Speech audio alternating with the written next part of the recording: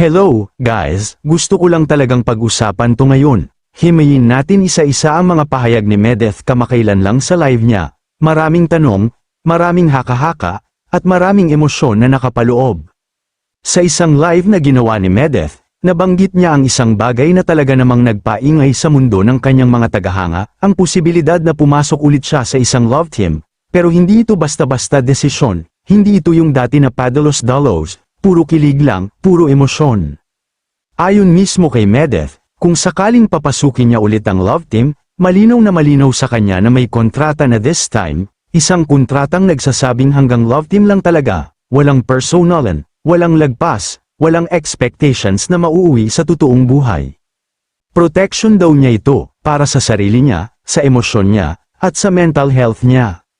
Kasi aminin natin, hindi biro ang masaktan, lalo na kapag buong puso kang pumasok noon. Pero dito mas naging totoo ang lahat, imbes na mag-announce agad, tinanong muna ni Medeth ang kanyang mga supporters. Gusto niyo pa ba akong makita sa love team? At doon na lumabas ang tunay na damdamin ng kanyang mga tagahanga.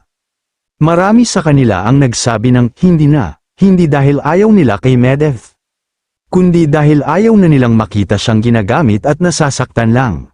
May mga nagsabi, mas okay na si Medeth na lang mag-isa. Sapat na siya sa amin, huwag na siyang isabak sa love team na siya lang ang magbibigay, siya lang ang masasaktan. Marami rin ang nagsabing mas maganda raw na mag-focus muna siya sa pag-aaral, sa kanyang daily activities, at lalo na sa online business niya na unti-unti niyang binubuo. Hindi raw kailangang ipilit ang love team para lang sa kilig, kung kapalit naman ito ay stress, pressure, at sakit ng loob. At eto ang pinakatotoo sa lahat, mismong si Medeth ang nagsabi. Hindi pa siya handa, hindi pa siya handang pumasok ulit sa isang setup na maaaring magulo ang emosyon niya. Hindi pa siya handang magpanggap, hindi pa siya handang muling i-risk ang sarili niya. May isang nagtanong pa, paano kung ma-inlove ka ulit, Medeth? Isang tanong na simple, pero napakabigat, kasi kahit may kontrata, tao pa rin siya. May puso, may damdamin, pero sa ngayon, mas pinipili ni Medeth ang kalayaan. Kalayaan na gawin ang gusto niya, walang iniisip na masasaktan. Walang takot na may magagalit, walang pressure na magbigay ng kilig araw-araw.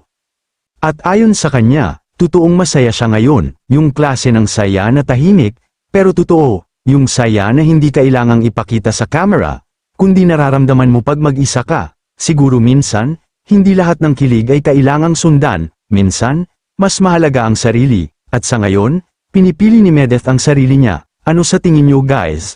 Comment niyo sa baba kung gusto niyo pa ba ng love team o hindi na. Hanggang sa muli mga ka-vibes, salamat sa suporta at pakikinig.